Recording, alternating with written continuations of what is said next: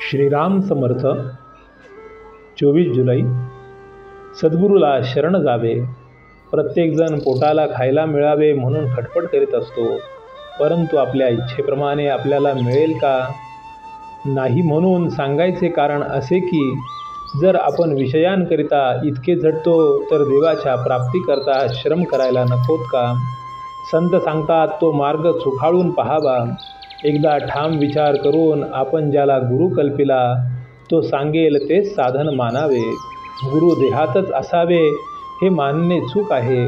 गुरु हे देहात कधीच नसतात। गुरु प्रत्यक्ष देवच आहे अशी भावना ठेवून वागले पाहिजे। अशी भावना ठेवून वागले म्हणजे गुरु कसाही असला तरी तिथे प्रत्यक्ष देवाला येणे भाग पडते। गुरु सांगेल तसे आपण नेहमी साधन करीत राहावे।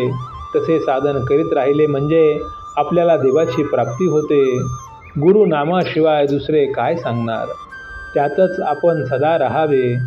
जो खरा साधनात राहतो त्याला या सर्व गोष्टी आपोआपच साधत असतात। म्हणून आपण गुरुला अनन्य शरण जाऊन तोच सर्व करतो आहे हे मानून जे होईल त्यात आनंद मानित जावा। त्याबद्दल जिज्ञासा उत्पन्न होणे ही खरी भाग्याची गोष्ट आहे। असा जिज्ञासू शिष्य भेटला तर गुरुला देखील आपले स्वतःचे सार्थक झाले असे वाटते। श्री रामचंद्राची जिज्ञासू अवस्था पाहून वसिष्ठांना फार आनंद झाला आणि ते साहजिकच आहे। संतांनी एकच देव, एकच साधन आणि एकच गुरु मानला।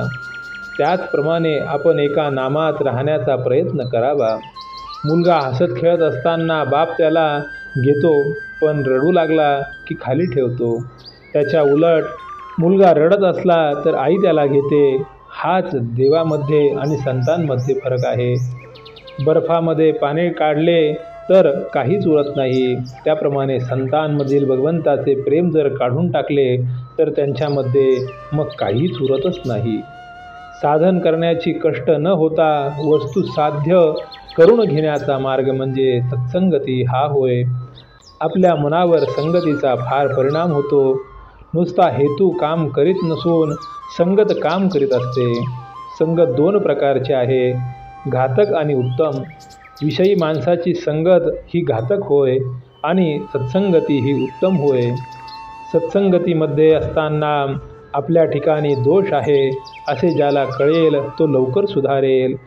आपण ज्या सत्पुरुषाकडे जातो त्याने सांगितलेले मनापासून आचरणामध्ये आणण्याचा प्रयत्न केला तरच त्याच्याशी खरी संगत केली असे म्हणावे। संताची प्रचिती पाहणे म्हणजे आपले प्रपंचातले काम मनासारखे होणे हे नव्हे।